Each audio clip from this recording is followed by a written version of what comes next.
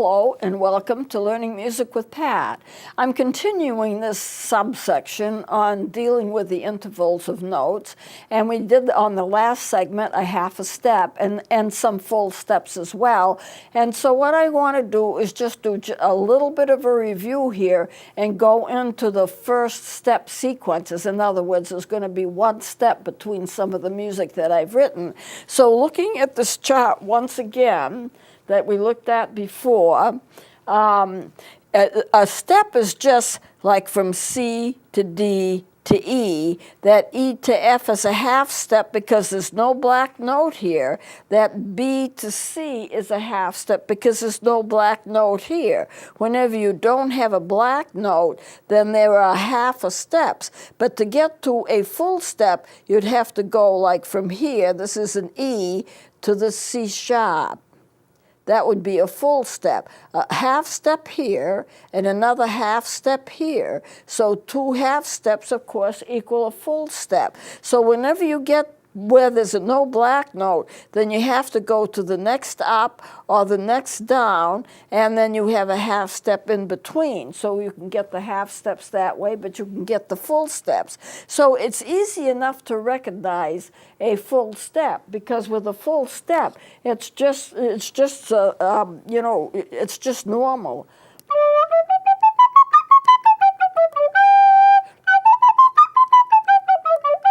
These is a full step. This is a regular scale, basically with full steps. Now some scales, all scales, have some half steps thrown in. But it's not like you're doing half steps all the time, so therefore you recognize it as a normal progression of notes. So it's not hard to recognize. I've written a march, and I'm going to take this down for now. I've written a march. I'm not going to play it fast, but it's basically dealing with one step at a time, and this is it. It's treble clef, because this is what we play. Most woodwinds play the treble clef. It's 4/4 time, and that means there are 4 beats to a measure, and it means that a quarter note, 4 is equivalent to a quarter, gets 1 beat. So this here, this first measure, only has 1 beat to it, but that's all right because it can act as an introduction. So this would be 4N, and if you look down here to the end, this D is 3 beats. How do I know that? Well, in 4/4 time, which is pretty common time signature, the half note gets 2 beats. A whole note would get 4 beats, but a half note gets 2 beats. And then you have a dot. That dot beside a note is significant. It means that that note is worth half as much as it normally would be worth. So if that is worth 2 beats, you add a dot and it's worth half as much more. That means that's 1 beat, and that total thing becomes 3 beats. So this is 3 beats, and these 2 is the 4th beat, so that the music becomes mathematically correct, although I don't see as it's critical at all, but that's the way a lot of music is written. Here you're going to have a third, because this is going from an F sharp to an A, and then you've got another half step from that A to that G sharp is a half step. This is a dotted 8th and 16th, and a dotted 8th and 16th is 1 beat. Because if you take an 8th note and you split it in half, you get a 16th. So that would be 2 16ths, but you got a dot there. So now that makes it 3 16ths, and this is the 4th 16th, and there are 4 16th notes to a beat. That's how you get that. And this note is technically 3 times longer than this note here. That is a half a step. And here's your 4N. So it's 1, 2, 3, 4N, 1, 2, 3, 4N. That A, that is 3 beats, and then you have the 4N. That's 1 full step. So this song is filled with 1 steps all the way, and I did it deliberately because it's going to be easy to recognize. For example, C, D, E, all one step, except that this is a C sharp, and this C sharp is going to make it a half a step instead of a full step, but that D and E is going to be a full step. And this is not marked as a sharp, but it's going to be a sharp because a sharp or any accidental in a measure will carry through for the whole measure. So if I had several C's there, they would all be sharp unless I marked them natural, and then they would become another accidental. So it's not too hard to figure it out. D, E, and this is going to be an F sharp, but that D, E is going to be one step. And the timing isn't important. It's just the interval of the notes that I'm talking about. So this is a march, and and it's basically based on this one step, and it won't be hard to recognize it. I'm not going to play it very fast. I would like to have you see if you can follow the music and make sure that you can count the notes. So this is how it works.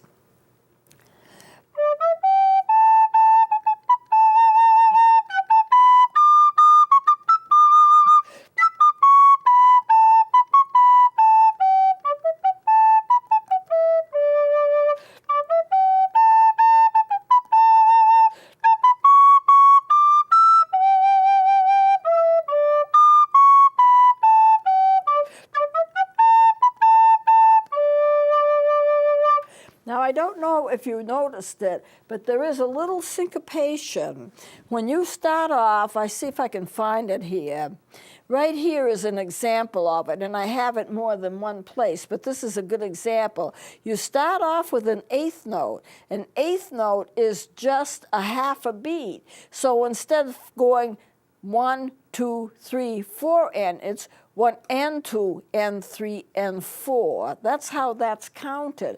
1, and this one is an and. It starts on a half beat. 1 and, but it's not an eighth note, but you got and 2. Well, 1 and 2 and 3 and 4. So you get a little bit of syncopation because you start that note before the second beat. If this was a quarter note, it would be 1, 2, 3, just like any other quarter notes. But since this starts with an eighth, you start that note before the second beat by a half a beat. It's a half a beat earlier. Now it's supposed to be because that's the way I wrote it. So that's not a bad thing at all. It's not a mistake at all.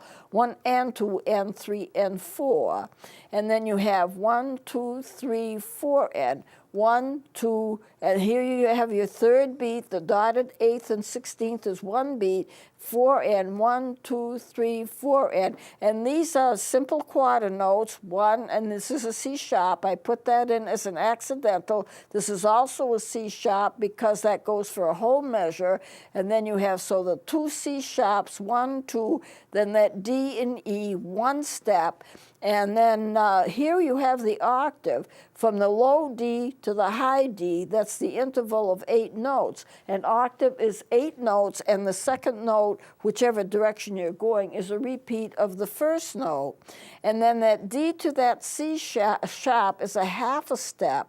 And then you go to this measure, 1, 2, 3, 4, and here you get the syncopation again, 1 and 2 and 3, 4. You'll notice it as a person is playing because when they play that note, it's coming in before the actual beat does. If you're going 1, 2, 3, 4, if you're counting it in your mind, and you're going 1 and 2, 3, 4. You come in a little bit early on that second note, but that's all right. That's what the syncopation is. And then you just make it up as the measure goes along. 1 and 2 and 3 and 4. So you still get your 4 beats to the measure. So I'm going to play this a little bit faster.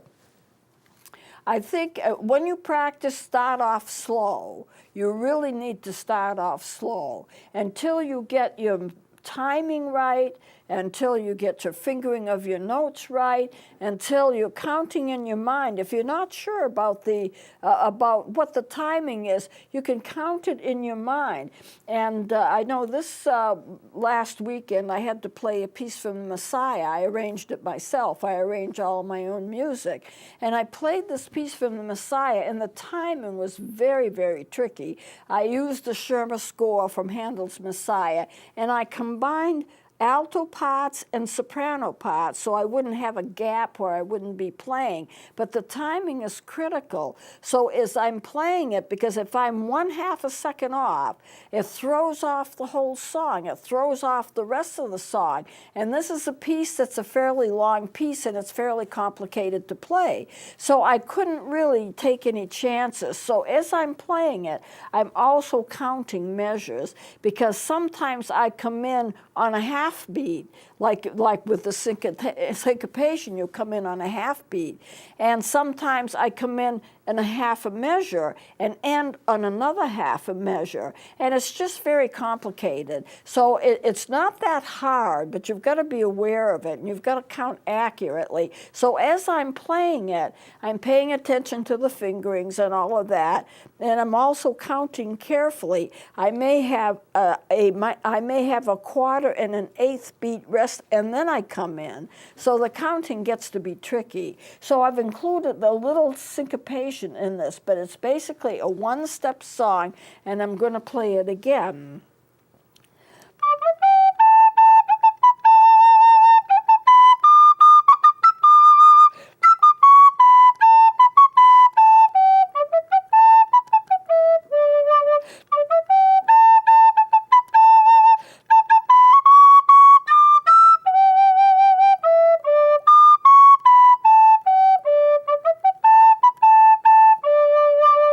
So that's the march.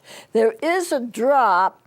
I go from this E, and instead of playing that F sharp higher, I dropped it down here. And I did that because new students might find that that's easier to get.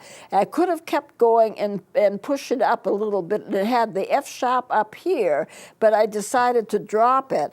And that meant for some people it would be easier. This is the octave right here, that low D to the high D, and then the C sharp. The correct way of playing that on the recorder is this. Here's your low D. Now that high D is harder to get. You take all your fingers off. That's the octave. It's this finger. You don't even have your thumb. You pull your thumb down so the thumb is not covering that tone hole at all. But it's hard to balance. And but what you do to balance it, if you only have one, this is like a one-finger note. You have the instrument in your mouth, and you can put some fingers down on the lower end to help to balance it.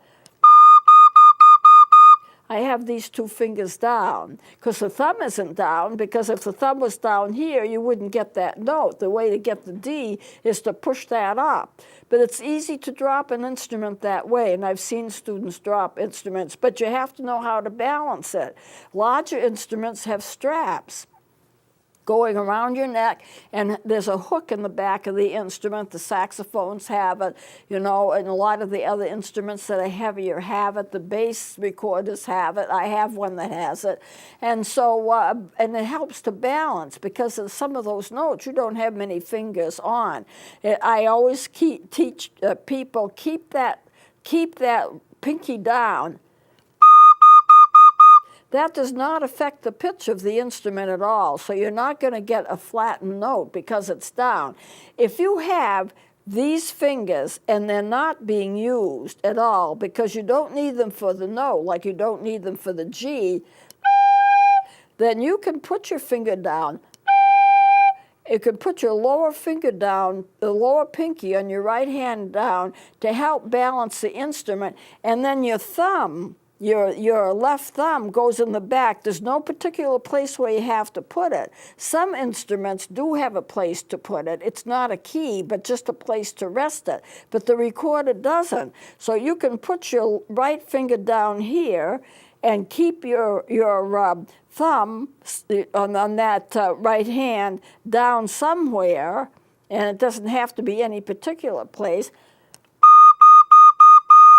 And of course it's in your mouth, and so therefore you can balance the instrument. If you had any of these down, any of these three fingers, you wouldn't be able to do that. Because if you had it down, that would balance the instrument in itself. But to keep the pinky down when you don't have these fingers down is all right. You're not going to change the pitch of the instrument, so all you're going to do is to help to balance it. But if you had this one down, then that would balance it, or the E down, that would balance it, or the F sharp. Now from that high E, to get that C sharp, you still keep this thumb off, and you put this one down. Now notice, my thumb is off. You can see it wiggling somewhere. And then I do have the right thumb down, but as I said, it's not on the keyhole. The right pinky is down. The thumb is off. These two fingers. This is the D. To get the C sharp, just put this finger down, and you leave that thumb hole uncovered. If you put this thumb down, you would get the C.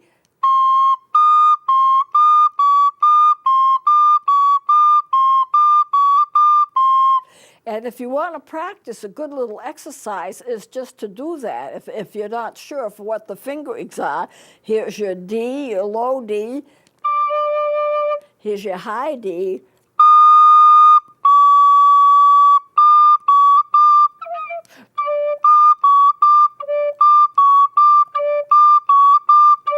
But you notice also, I have my fingers down here so that they're not very far. If anything should slip, I can grab it quickly.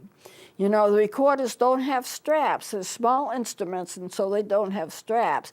But then you get from that D to the C sharp, then back to the D, then how do you get the E? Well, here you have the D. To get the E, you use the normal fingering for an E.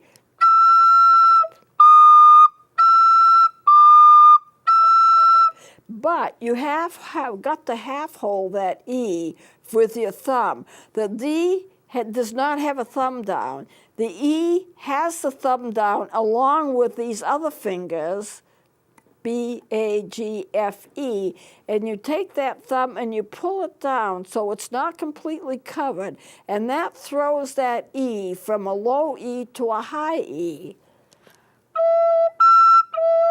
That's all I'm doing. The fingering's the same. I'm pulling my thumb down. I hope you can see it. You can see a little bit. I'm looking at the monitor. You can see a little bit of that hole. So it's called half-holing. And when you do that, you can bounce up a low D to a high D. Now, I can fake a D and do the same thing for the D, but the appropriate thing is this. The flute plays the D like this. And that, for some things that I play, is a lot easier than doing this business. When I do this for a flute, then I'm keeping all the fingers down except if this is a low D, lift that one finger and I get the high D. I keep the finger on the tone hole in the back. And with the flute, that's the easiest way to do it. But for the recorder, the correct way is this one. Now, I use sometimes other fingerings of other instruments if they're appropriate, if the instrument can do it in pitch. And sometimes if I'm playing a difficult piece, it's easier to do it that way. But the normal fingering for the recorder is this for the D, this for the C sharp, then when you want the E, you have a normal fingering for the E while pulling your thumb down in the back.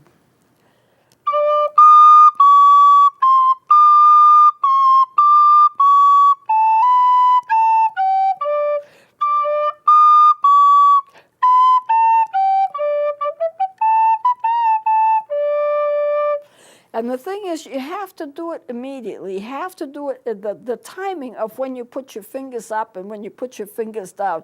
It really is critical. If you don't get them out together at the same time, then what's going to happen is you're going to get extra notes that you don't want, and it's going to sound sloppy, because every time you finger something, a note of some kind is going to come out, and it may not be a note that you want. So let me play this.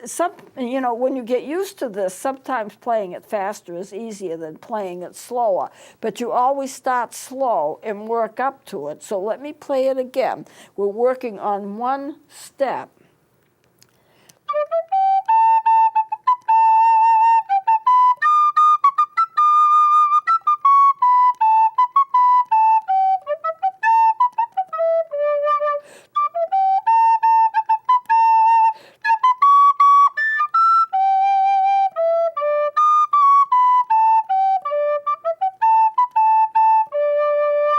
So that's kind of a march, and that's for one step.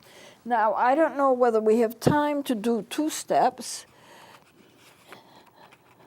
I have one more, though, for one step. Let me just kind of run through this. I think we have time for this.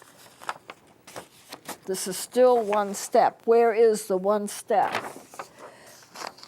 The one step is going to be right here. B to A is starting off with a one step. And this is not, no sharps and flats unless I have them in as accidental. So this F to the E is going to be a full step. And this is still a one-step song. So let me play it, and there will be a first ending right here. There's a repeat sign there. You go back and you play it again, only instead of playing this again, the first ending, you go to the second ending, and then you keep on going until the end of the song. I hope I have time for this.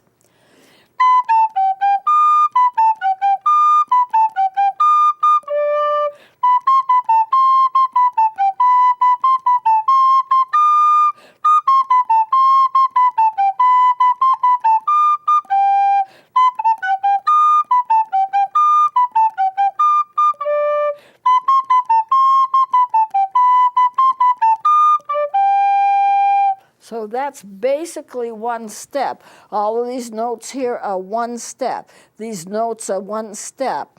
And so I wrote it basically to take advantage of one step.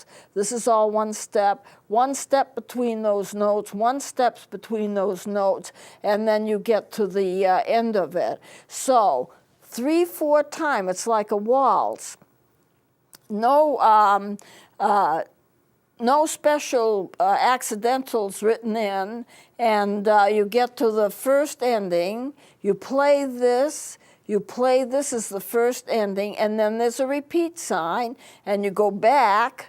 This is a part of the repeat sign, and you play that, and when you get here, you jump to that second ending, and then you just continue to the end of the song. So you have to be able to read that a little. I'm going to try playing this just once again, just so you can hear it and see if you can watch the music and see if you can see where the steps are.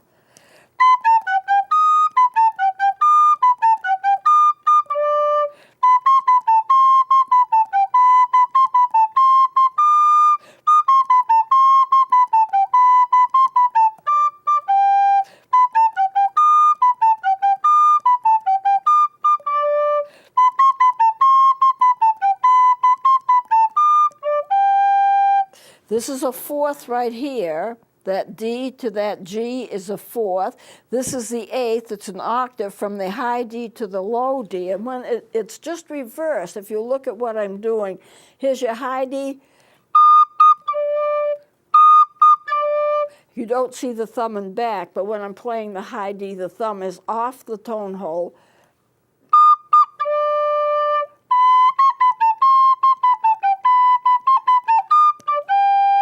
So at any rate, I'm going to have to close it here. We're out of time. And we're going to continue with this until I get an octave done. And I'm going to be teaching you about fingerings and timing and reading music all at the same time, because music is a combination of all of those things.